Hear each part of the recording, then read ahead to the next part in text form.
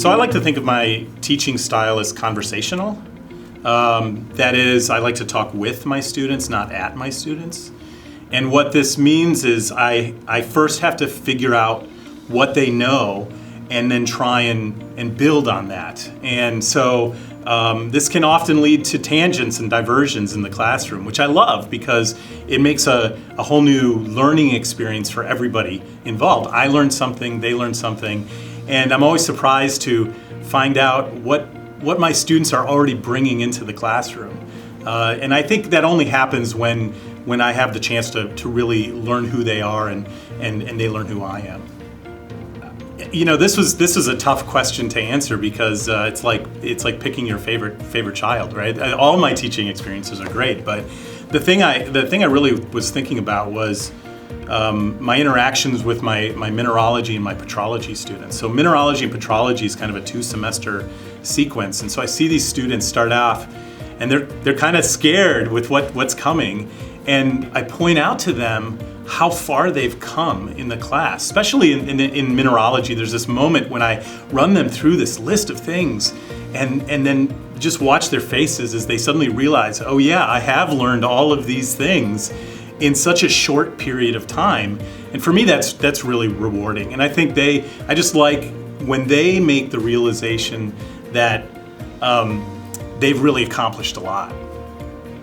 You know, I think the accomplishment I'm most proud of is that I get to teach to such a diverse background of students. So I teach high school students, work on science fair projects.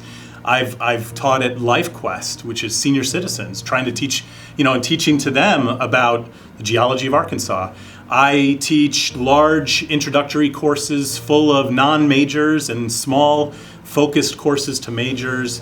As an ATLE co-director for the last year and a half, I've been teaching faculty, which has been really rewarding. So I think for me, the thing I'm most proud of and what I've been able to accomplish since I arrived here is that I'm able to teach to all these different groups of people.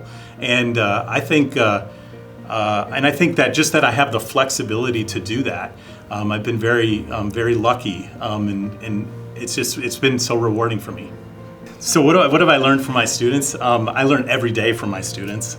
I think the thing I probably learned most is to listen to their needs. They are telling me all the time that if things are going too fast or things are going too slow or that it's too much or it's too little or and so I think I've learned to listen better, and because of that I can respond to their needs better. I think that's it. I think learning to listen. The students are great, right? The students are, they always are challenging, and they're always wanting to know. And sometimes they're fixated on grades and, what do I have to do now, and deadlines and things like that. But overall, they're trying to figure out how to succeed and how to learn along the way.